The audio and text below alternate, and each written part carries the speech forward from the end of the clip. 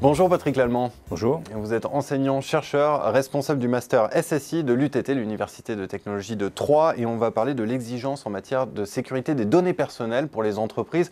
Déjà, première question, en quoi ces exigences se renforcent-elles aujourd'hui ? Il y a deux éléments clés. Le premier, c'est qu'avant, on était sous le coup d'une directive européenne. Maintenant, on passe à une réglementation, c'est-à-dire qu'il y a un caractère beaucoup plus exigeant et donc avec des sanctions à la clé qui vont s'appliquer à toutes les entreprises qui sont situées dans les pays membres de l'Union et tous les sous-traitants qui interviennent dans l'Union européenne. La deuxième différence, c'est qu'avant, on était dans un régime, on va dire, déclaratif, c'est-à-dire que les entreprises déclaraient auprès de la CNIL, qui est le représentant un peu au niveau de la France, de tous les processus qui étaient susceptibles de manipuler, de créer des données personnelles. Ça va de la transition de fichiers à un système de vidéosurveillance, par exemple. Maintenant, on va aller beaucoup plus loin, on va s'intéresser au cycle de vie de la donnée, avec du contrôle qu'il faudra satisfaire au niveau du cycle de vie de la donnée. Et là, ça va concerner le type de données que l'on manipule et le type de traitement que l'on va exercer sur les données. Quels sont selon vous les risques principaux qui pèsent sur la sécurité des données personnelles ? Pour une entreprise, quels sont les sujets à traiter en urgence ?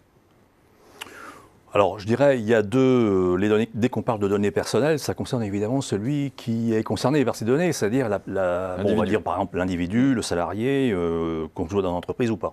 À partir de là, ce que les ransomware ont très bien compris aujourd'hui, puisque par définition, les ransomware, le problème c'est de mettre la main sur des données qui ont une valeur, de les chiffrer et de demander une rançon. Donc je pense que les données personnelles en font partie, et je rappelle que dans les répertoires des PC, il y a tout le monde a un petit espace, un répertoire qui s'appelle personnel, qu'on l'on demande de désigner comme cela pour bien montrer que ça n'appartient pas, ce ne sont pas des données d'entreprise.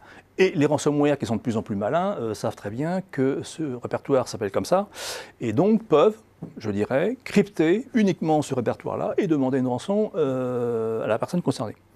Bon, après, il y a l'entreprise elle-même. Alors là, je dirais, c'est très varié selon que on fait du traitement, je dirais, relativement générique, que toutes les entreprises ont une DRH, toutes les entreprises manipulent des fichiers de tous les salariés. Bon, ça, c'est je dirais, très générique. Après, on peut passer à des choses extrêmement spécifiques. Par exemple, le monde de la santé, je dirais, est quand même concerné par des données personnelles avec, je dirais, un impact en termes de confidentialité extrêmement élevé. Tous les acteurs qui travaillent dans le domaine médical et périmédical, donc ça concerne les maisons de soins, les maisons de retraite, il y en a aujourd'hui quand même beaucoup, je dirais, j'espère, sont quand même très sensibilisés à ce genre de problème. Bon, après, vous avez aussi l'administration. Les administrations sont aussi concernées et génèrent beaucoup de données personnelles, notamment les services sociaux. Donc vous avez beaucoup de données qui sont générées et je pense que de toute façon, ces entreprises, ces organisations étaient de toute façon déjà sensibilisées au problème. Alors est-ce que vous auriez quelques clés à donner pour mieux protéger ces données, à la fois sur le plan informatique et également juridique ? Alors je dirais que, moi à mon avis, le vrai challenge, ce n'est pas un problème technique, c'est un problème de méthode.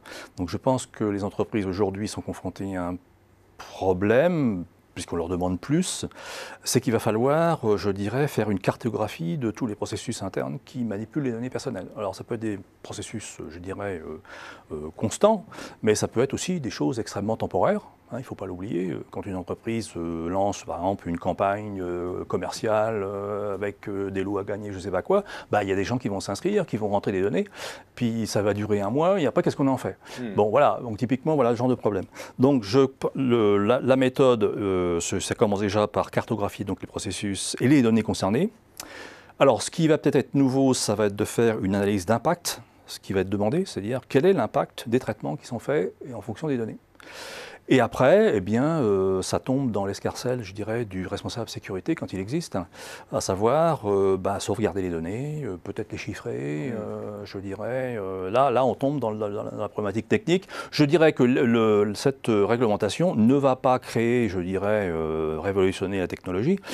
Simplement, il va falloir être capable de justifier de ce que l'on fait et comment on a... d'une part, justifier ce que l'on fait en termes de traitement, et ensuite justifier quelles sont les procédures que l'on a mises en place pour sécuriser les données.